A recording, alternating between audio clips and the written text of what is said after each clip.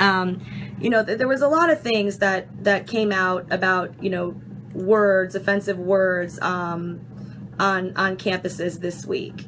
There was one at Gazanga University. A student actually tweeted out a picture of, he tweeted out a picture of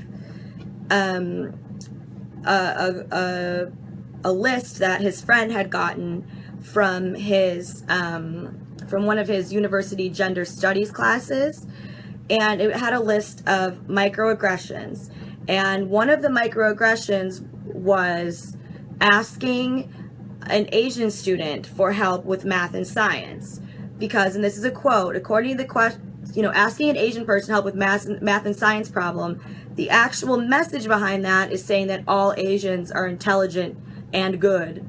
I love that, right? Are intelligent and good. Cool.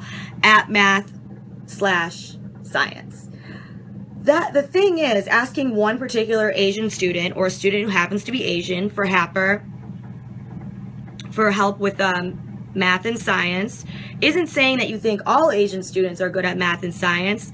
It's saying that you think that one particular student who happens to be Asian is good at math and science. Because there could be a lot of reasons why you might think that. You know, maybe this student, you can see that they're getting good grades. Maybe the student always knows the answers in class.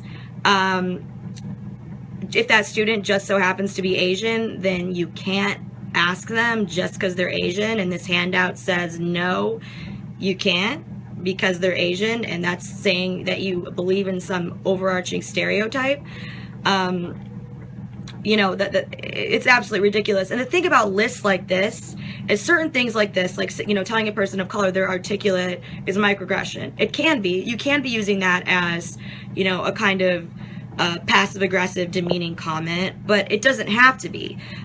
You could just be saying that someone is particularly articulate of any color. I've said it to white people. The context is key. How you're using it is key. And the problem with lists like this is it completely removes context at all.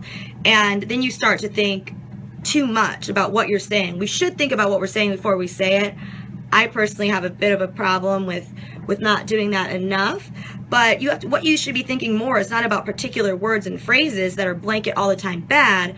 What you should be thinking more about is context. And these lists completely removes context. So, Julie's for Timpf. Thank you, Josh. I appreciate that. Again, you know, if anyone has any questions about any of this is something I've been covering for a few years. So feel free to come in and ask me any questions at all. This is something that's going on at every school, not every school, but most schools, where there's putting, you know, blanket definitive meanings that are always offensive on certain words and phrases. But language is really nuanced, so it's really not a good way to go about viewing it. We can talk about feelings, we can talk about things that are offensive and why, but you can't just, language can always mean something different to different people. So, you know, we can talk about all these different kinds of things.